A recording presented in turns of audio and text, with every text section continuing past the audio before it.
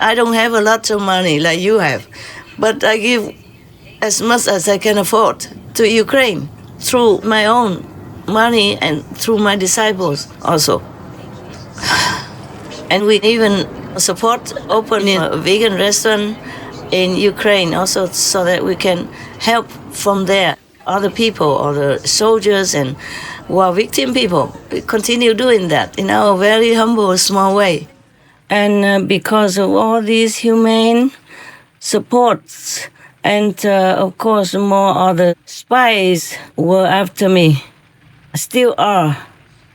I'm not in safety, less safe even than before. Became almost like a homeless.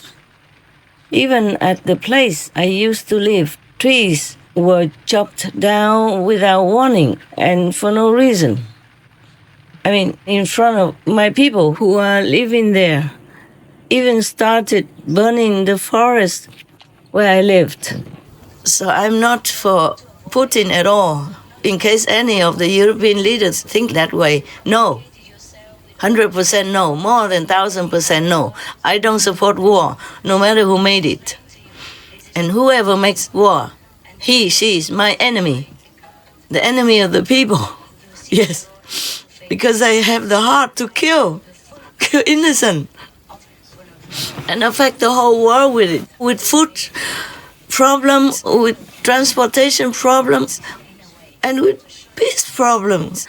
Life is so hard for a lot of people already. Now, why make war? So that people can't sleep, can't eat well, can't do their job, and have to mourn their own loved ones.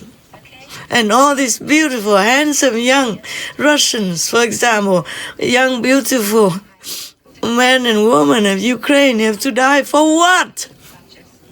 Even if you are successful in taking the whole country, what will you have when you go down in your tomb, huh? If you even could go there, or you'll be exploded into pieces before you even know where your soul's gone. I'm all for peace, okay? So, President Trump, forgive me if I offended you in any way. I'm 100% for you. It's just, peace is a very big karmic kind of burden. Anyone who wants to handle peace must handle really with care, like raw eggs. I mean, I'm so much for peace that even though I love the Indian book, the ancient book called Bhagavad Gita, meaning the songs of the gods, I don't let them extract anything from that book anymore. We used to have some. And when they asked me, then I realized they're making some of it from the Bhagavad Gita. And I said, don't do it. Because in the Bhagavad Gita, the master of Arjuna encouraged him and pushed him to make war with the so-called enemies. The enemies also have their own teacher, master, friends, for example, like that. So I don't want to ever advertise for that book anymore, even though that was the first book that I found by the Ganges River when I went into a shop and asked for that book. And they told me that they don't have it anymore. But then the next day they called me in and said, oh, how did you know that we have a box in our storeroom and we didn't know about it?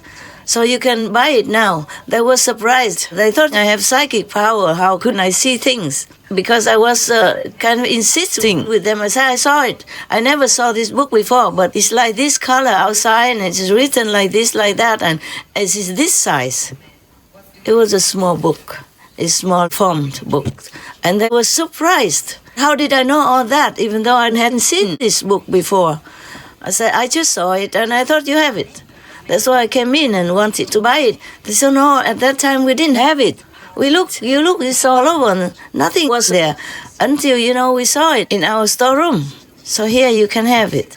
And because of that, one of the customers in the shop at that time wanted to read my palm and predicted that I will be a Buddha in 4 years. In 4 years, you will become a complete Buddha.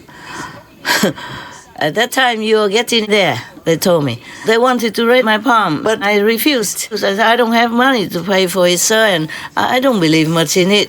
He said, no, you don't have to pay any money. I'm just interested because I saw your aura. I want to know who you are and why. So he even read my palm and predicted that in 4 years I will reach a complete Buddhahood, meaning at that time I wasn't Buddha yet. But even then, one of them wanted to become my disciple, the owner of that bookshop. I wasn't a master or anything of that kind. God did not tell me that I would be a master yet at that time. That was on the Ganges River in Rishikesh.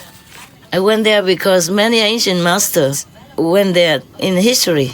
The Buddha also.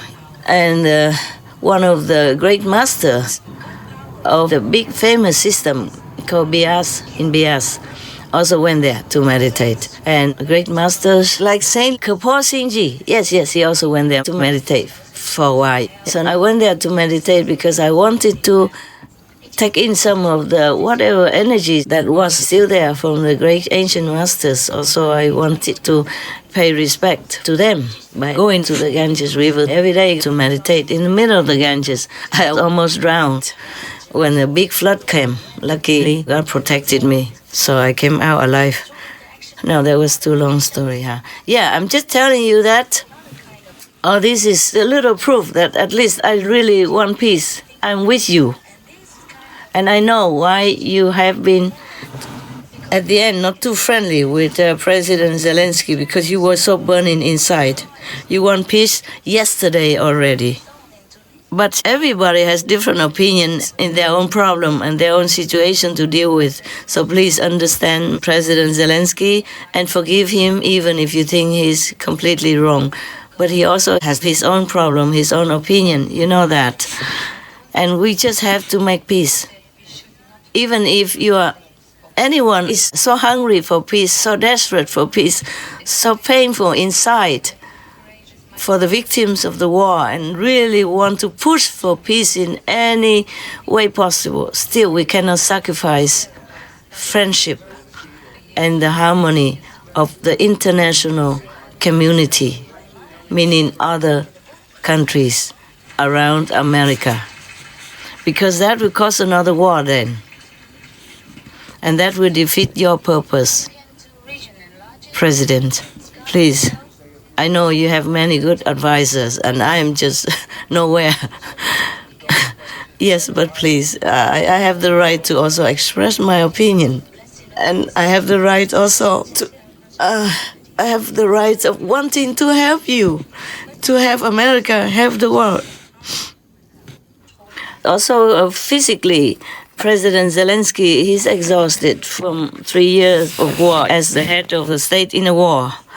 So he might not have been able to sleep a couple of nights before, or had many headaches from the front line, or from his dying shoulders, or from some setback in his strategy to fight. And he went all the way from Europe to America. That is a long way, and he might not have been able to sleep well in the airplane. Noise and a lot of questioning, a lot of worry in his head. So he might have busted out against his own will. Imagine if you are in his position, then you will know how it is like, and please forgive. Please make peace with Ukraine, because Ukraine is now represented by President Zelensky. And I'm sure you already have had second thoughts about excluding Europe and Ukraine out of your concern. I know you won't do it in some days, and somehow, eventually, because you are a man of peace, you can't just let people die. Peace is more important than personal opinions and arguments. I'm sure President Zelensky would also have realized it by now. So you two men, both are passionate about your own ideals.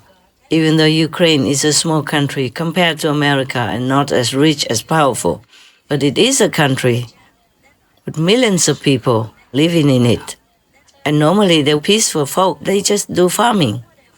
Farming is the work that God recommended to us, humankind, but many don't do it. Nowadays especially, many fields are left empty, untended.